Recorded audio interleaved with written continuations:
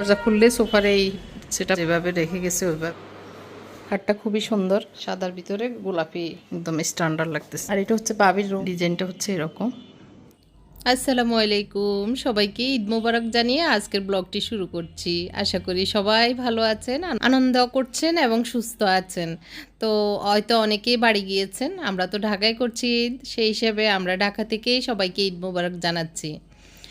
গত ব্লগের শেষ অংশটুকু দিয়ে আজকের ব্লগটি শুরু করছি। শেষ পর্যন্ত দেখবেন এই দিনটা আমরা কিভাবে রমজানের ইফতারটা পালন করেছি, আর ওই যে মালাই চপটা বানিয়েছি সেটাও খাবো।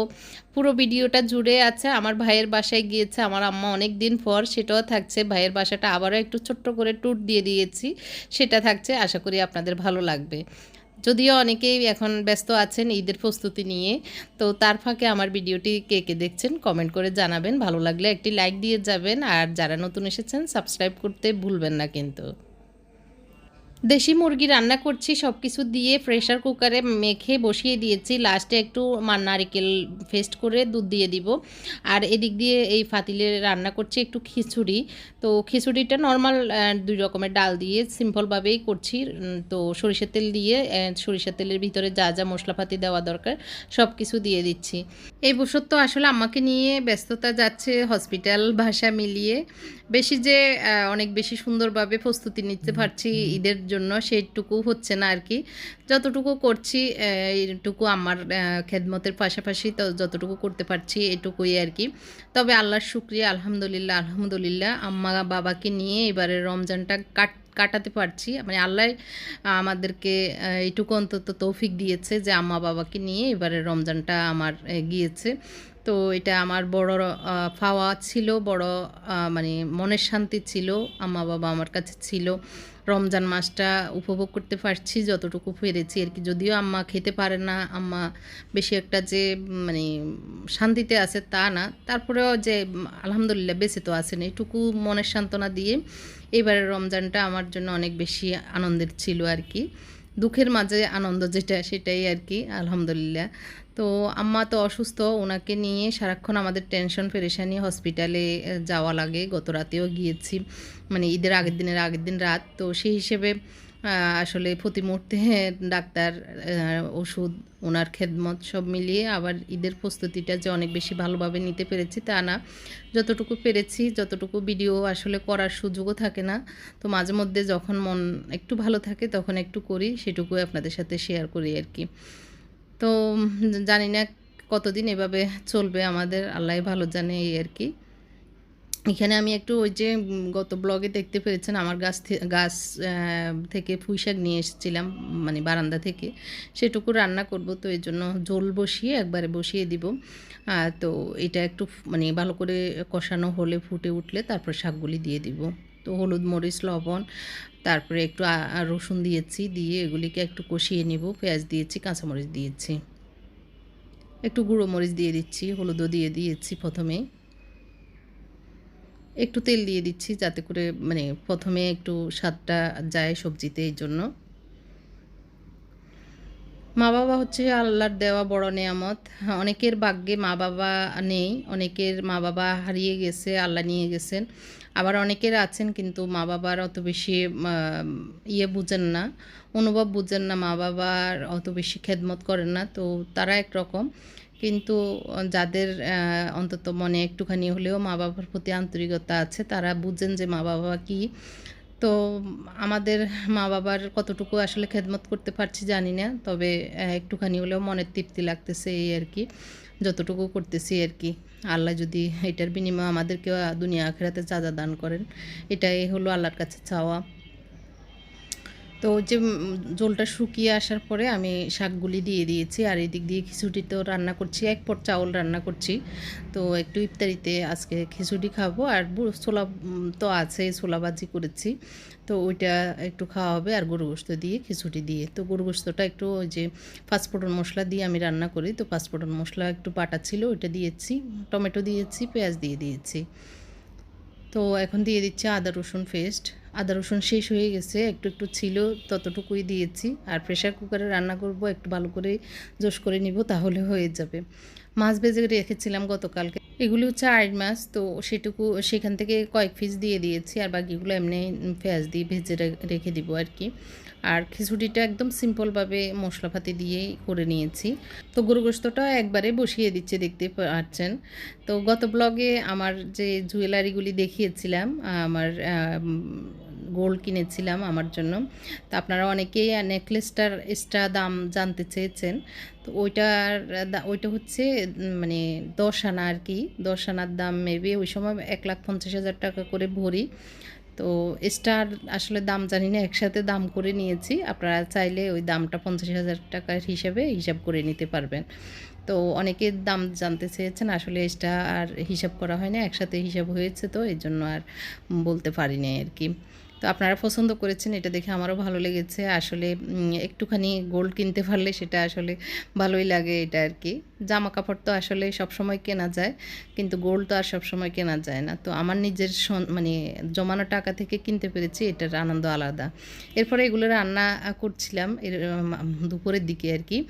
রান্নাকে অফ করে বাবা আম্মাকে নিয়ে যাচ্ছে নিচের বাসায়। অনেক দিন যান নাই, আম্মা অসুস্থ, একটুখানি ভালো লাগছিল, তো এই জন্য বাবা বলতেছিল চলো ওই বাসাটা কি অবস্থা আছে দেখে আসো। তো বললো আচ্ছা ঠিক আছে, অনেক কষ্টে সৃষ্টে এখন বাবাই ধরে ধরে নিয়ে যাচ্ছে আম্মাকে। তো এই দৃশ্যটা খুবই সুন্দর ছিল, ভিডিও করে রেখেছিলাম, ভাইয়াকে পাঠিয়েছি। ভাইয়া তো খুশি, মানে আম্মা যাচ্ছে এটা দেখে। হচ্ছে আমার বাবার বাসায়, বাবা আম্মার বাসায় এই সোফাগুলার কাভার গত রাত্রে আমরা অর্ডার করে আনিয়েছি। গতকালকে এগুলি সেট আপ করে রেখে গেছে। তো কালারটা খুবই সুন্দর হয়েছে, সাদা, পুরা সাদা ফ্ল্যাটের ভিতরে, অফ হোয়াইট ফ্ল্যাটের ভিতরে। এইটা হলো একই রকম দিছি, ডাইনিং চেয়ারগুলো সেম। তো আম্মা এই অনেক দিন পরে, মানে 10-15 দিন পরে আম্মা আসছে উপর থেকে নিচে। তো খুব সুন্দর লাগতেছে এটা, মানে চেয়ারের যে অরিজিনাল কালার বা সেট আপ ছিল সেটার থেকে এখন কাভার লাগানো তো বেশি সুন্দর লাগতেছে। আর এই যে সোফা, মানে দরজা খুললে সোফার এই সেট আপটা সুন্দরই লাগতেছে, একটু একটু ব্যতিক্রম মনে হচ্ছে সব কিছু।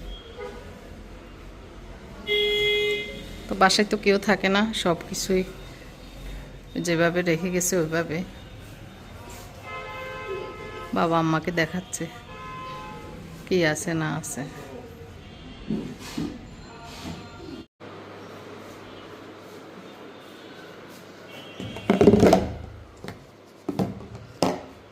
এগুলি নিয়ে যাচ্ছি আম্মার জন্য উপরে। আর এখানে হচ্ছে যেভাবে এখন ডেকে রাখা হয়েছে সব কিছু, আর কিছু জিনিস তো সব গুছানো হয়নি, সব এভাবে গাট্টি গুট্টা গুছাই এভাবে রাখা হয়েছে। আর এটা আমার ভাতিজির খাট, এটা তখন তো দেখানো হয় নাই, এখনও ঢাকা, অন্য সময় আবার খুললে তখন দেখাবো। খাটটা খুবই সুন্দর, এই যে এরকম সাদার ভিতরে গোলাপি ইয়ে আর কি, মখমল কাপড়ের গোলাপি কাপড় লাগানো। তো এভাবে ঢেকে রাখা হয়েছে, নাহলে তো ধুলাবালিতে একদম নষ্ট হয়ে যাবে। তো ওর খাটটা এরকম, আর পর্দার সাথে ম্যাচ এই যে এই আলমারির কালারটা খুব সুন্দর, এটা একদম স্ট্যান্ডার্ড লাগতেছে। তো সুন্দর করে আসলে এগুলি সেট আপ টেট আপ হয়ে গেলে, মানুষজন থাকলে আসলে সব কিছুই সুন্দর রাখা যায়। মানুষজন নাই এখন, আর এইভাবে দরজা আটকানো আর কি। আম্মা বাবা তো আমার কাছেই আছে, ভাই ভাবি তো চলে গেছে, যে লাখিস টাকিস সব রেখে, মানে এগুলি তো ফুরান এটা আর কি। আর এটা হচ্ছে বাবির রুম, বাবির ছিল, এখন পুরান একটা চাদর বিছাই ওইভাবে রাখছে। আর ওইটাতে প্লাস্টিক লাগানো আছে, এই জন্য আমিনা সব মুছে টুছে রাখে। আর ডিজাইনটা হচ্ছে এরকম, বাবির পর্দা এরকম নিয়েছিলাম। তো ওভারঅল এখন নিরিবিলি ফাঁকা ঘর এইভাবে আছে আর কি। আর গত রাতে এই কাভারগুলি লাগানোতে একদম নতুনত্ব আসছে। লাইট অফ করে দিই।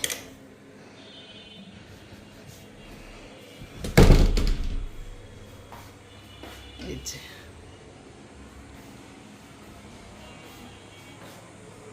আমার রুমা আম্মা শুইছে।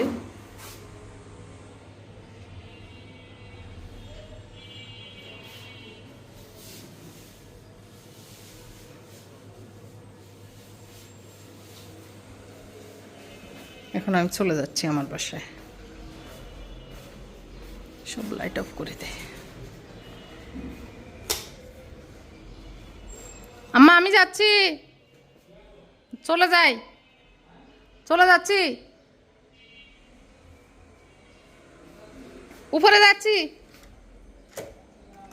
আমার তেল, আমার শ্যাম্পু যেগুলি নিয়ে যাব ডাইনিং টেবিলে রেখেছিলাম ওগুলো রেখে আমি চলে যাচ্ছি। তো বাবা বললো এগুলি নিয়ে যাও না, তুমি যাওয়ার সময় আম্মা বাবা একটু পরে আসবে, বাবা গোসল করবে তারপর যাবে, তো এর জন্য আম্মা শুয়ে থাকবে। তো আমাকে বললো এগুলো নিয়ে যেতে, তো আমি দাঁড়িয়েছিলাম, লিপ টিপ দিয়ে দিয়েছি এর ভিতরে। তো বাবা আমাকে সবগুলি একটু সেট করে দিচ্ছে হাতের ভিতরে। তো এগুলি নিয়ে যাচ্ছে, আবার গিয়ে রান্না বাকি আছে, আমি চুলাটা অফ করে চলে এসেছি। আম্মা বাবা যাচ্ছে দেখে। আর ওই যে গত রাতে সোফার কাভারগুলি এনেছিল, আমি আর দেখিও নাই, এগুলি তো আমি অনলাইনে অর্ডার করেছিলাম একটা পেজ থেকে।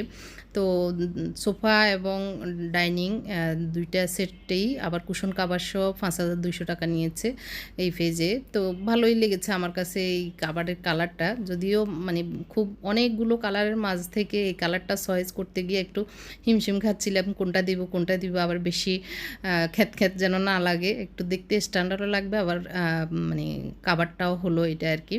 তো না দেখে মানে বাস্তবে দেখে ভালোই লেগেছে, এই জন্য মানে মনে মনে চিন্তাটা দূর হলো আর কি, মনের চিন্তাটা। তো সেটা দেখে আসলাম, আম্মা বাবাও গিয়েছে, তো সোফার কাভারগুলিও দেখলাম, এটা আর কি যাওয়াটা এটাই উদ্দেশ্য ছিল, আমিও যাইনি। আর এই যে অনেকদিন পরে গেলাম। খেতে পছন্দ করে, এর জন্য আমার ভাই এখন 7,000 টাকার আম কিনে পাঠাইছে। এখানে 3টা ছিল এই যে পাশে, তো ওইটা খাওয়ানো হয়েছে। আর এগুলি এখন আজকে আবার কাঁচা এগুলি ফাটিয়েছে, মানে একটু লাল একটু হয়েছে, এগুলি আস্তে আস্তে নরম হবে, আস্তে আস্তে খাওয়া হবে। এটা যেমন এখন ফাঁকতেছে, এটা কালকে খুলবো, আজকে খাওয়া হয়েছে অলরেডি। তো 7,000 টাকার আম অনেক আসলে। আর এটা বাবা একটু আগে আনছিল, এটাকে কী যেন বলে এখন তো ভুলে গেছি, সৌদি আরবের এই ফলগুলা, মানে সৌদি আরব বেশি খাওয়া হইতো আর কি, এটা কী বলে নামটা তো ভুলে গেছি। তো এই যে আমার মায়ের প্রতি আমার ভাইয়ের ভালোবাসা, আমার ভাইয়ের আন্তরিকতা, আমেরিকা থেকে তা ওনার স্টাফ ম্যানেজারকে দিয়ে যে জায়গায় এই আম পাওয়া যায়, এটা সব জায়গায় পাওয়া যায় না, গুলশান 2-এর কোথায় যেন পায়, ওখান থেকে এই আমগুলি আজকে একটু আগে এগুলি পাঠিয়েছে 3টা, এটা পাঠিয়েছে হসপিটাল থাকতে আরও 2 দিন আগে। তো এখানে 3টা ছিল, 3টার একটা খাওয়া হয়েছে আর 2টা আছে। তো বলি যে সব সন্তানেরা যেন মাকে এইভাবে ভালোবাসে। আম্মা একটু পছন্দ করে আম খেতে, এই জন্য এই আম এনে বড়াই ফেলছে, কারণ আগামী কয়েকদিন বন্ধ থাকবে সব কিছু, হয়তো আবার স্টাফ চলে যাবে ওনার বাড়িতে, এই জন্য। তো এর ভিতরে ওই যে মুরগির গোস্তগুলি কষানো হয়েছে, আর মুনতাসির এদিক দিয়ে শরবত করবে, চিনি ভিজিয়ে নিচ্ছে। আর এই যে একদম কষানো হয়ে গেছে, আমি ব্লেন্ড করে নিয়েছি নারকেল, তো একটুখানি দিয়ে দিচ্ছি, একটু পানি দিয়ে ধুয়ে দিব ব্লেন্ডার জগটা আর কি। তো একটু নারকেল দিয়ে রান্না করলে খেতে ভালো লাগে, আর আমার বাবা নারকেলের তরকারি সব সময় পছন্দ করেন। তো বাবার মতো আমরাও পছন্দ করি, কিন্তু রান্না হয় না এটা আর কি। তো আজকে বাবা বলতেছিল নারকেলগুলো নষ্ট হয়ে যাচ্ছে, নারকেল রান্না করো, কিন্তু ওনার যে মন চাচ্ছে এই জন্যই বলতেছিল। আসলে এমনি নারকেল অনেকগুলো ছিল, বাড়ি থেকে আনা হয়েছে, আবার আমার শ্বশুরবাড়ি থেকেও আসছিল, নারকেল অনেক জমে গেছে, তো ওই জন্য ভাবলাম যে একটু করি। আরও কিছু পেস্ট করে নিয়েছি, ডিম দিয়ে মাছ দিয়ে নারকেলের ঝোল করবো আর কি, পাতলা ঝোল। এদিক দিয়ে ওই যে গত ব্লগে দেখেছেন আমি এই পিৎজার ডোটা বানিয়েছি, তো সেটা একটু ইয়ে করে নিচ্ছি আর কি, পিৎজা বানানোর জন্য রেডি করে নিচ্ছি, কিন্তু আমার ওভেনটা নষ্ট হয়ে গেছে, যার কারণে এখন ফ্রাই প্যানে দিতে হচ্ছে। আর এদিক দিয়ে জোরে সোরে আমার ছেলে ওর আব্বু হেল্প করছে আমাকে। খোলা কিচেন হওয়াতে আসলে ওরা বসে বসে গল্প করছে বা কথা বলতেছিল, এর ভিতরে আমাকেও হেল্প করছে, এটা আর কি কথা। তো পিৎজা বানাচ্ছি, এমনিতে মুনতাসির হেল্প করবে, ওরা হেল্প করবে, কারণ ওদের পছন্দের খাবারগুলি যখনই করি ওরা তো সামনে চলে আসেই আর কাজ করে। আর উনি ফল কাটতে কাটতে আবার আমাকেও পিৎজা বানাতে হেল্প করছে। এদিক দিয়ে মুনতাসির চিজ দিয়ে দিবে, আমি একটু পেঁয়াজ দিয়ে দিয়েছি, তবে টমেটো কেচাপটা আগে দিয়ে দিলে ভালো হতো, তাড়াহুড়োর ভিতরে ভুলে গিয়েছিলাম, এজন্য আমি এমনি দিয়ে দিয়েছি। আর উনি একদম চিজগুলিকে চারিদিকে একদম ছড়িয়ে দিচ্ছে, আমি বলতেছি না এভাবে দিয়েন না, না তারপরে উনি দিয়ে দিয়েছে। তো এসে আবার দেখতেছে কি কোনো সাইডে বেশি চলে গেছে কিনা এটা আর কি। তো এর ভিতরে আমাদের ইফতার রেডি, উনি বেড়ে নিচ্ছে খিচুড়িগুলি। আর ওই যে মালাই চপটা টেবিলে দিয়ে দিয়েছি, ঠান্ডা হয়েছে, আমি ফ্রিজে রেখে দিয়েছিলাম, একটু ঠান্ডা ঠান্ডা খেতে ভালোই লাগে।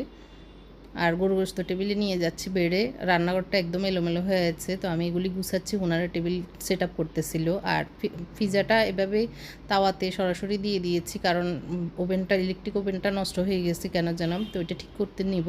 তো এইভাবে এক সাইড করে, বড় ফ্রাই প্যান তো পুরোটা দিতে গেলে আবার নিচে লেগে যাবে, এর জন্য আমি এক সাইড করে একটু সরিয়ে টরিয়ে দিয়ে ভালো করে ভেজে নিচ্ছি। আম্মাকে ধরে বাবা এনেছে টেবিলে, তো একটুখানি ফল ফ্রুট খাবে হয়তো, খিচুড়ি দিয়েছি, খাবে না বলতেছে, তারপর অল্প একটু দেখি খায় কিনা।